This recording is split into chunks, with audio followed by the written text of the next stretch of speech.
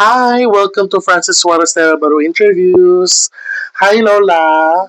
Pailaylay Ay, mo kagulingon la. kay Pailaylay mo kagulingon la. si Lourdes Bantos Gracia. Pilang edad? Itik ko. Dito. Unya, makutana ko nimo first. Unsa imong gipasalamatan na pag-ayo? Ang Ginoo. Wow. Next. Unsa usa ka kasinatian nga nakaporma sa kung kinsa ka karon?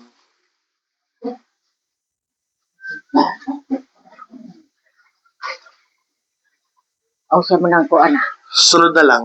Unsa nga tumong ang imong gitrabaho karon? Ang trabaho uma. Nag-uma. So, next is, kinsa ang labing dako nga nag-impluensya na sa imong kinabuhi ug unsa mga leksyon ang ilang gitudlo kanimo? Wala. Next. Unsa man ka surahan sa usa ka perpektong adlaw alang kanimo? Happy tanan. Next. Kung makahatag ka og tambag sa imong manghod o kinsa, unsa man kini? Piece of advice. Dili ko makatabag o dili ko makakuag tambag kumanghod kay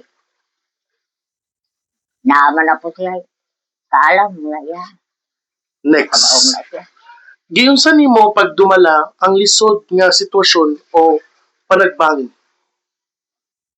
Ang lisod. Hmm. Ang lisod nga kuan mangubra. Mangubra. Next sa pangutana, unsa ang usa ka butang nga ganahan kaayo kanimo nga buhaton nga gusto na nga nimo na adunay daghang oras? Sagong lang. Anak bay. Nga tutuma.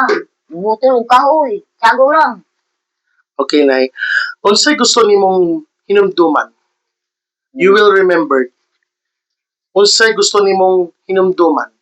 Ang hinumduman? Sa imo? Daghama kong hinumduman. Sa imo ha? Oh, Usa? Usa ra? ang mga bata. Sagong lang. Umba na?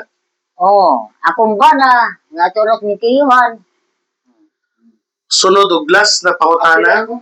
Di ka pilong kay Plahubuga. Boss.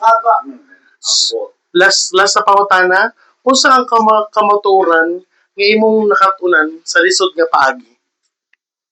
Ang lisod nga paagi ako yung kakatunan. Ako ang kuan panguma ug di manguma mangubra. Di apay kanang trabaho subay. Sagong lang.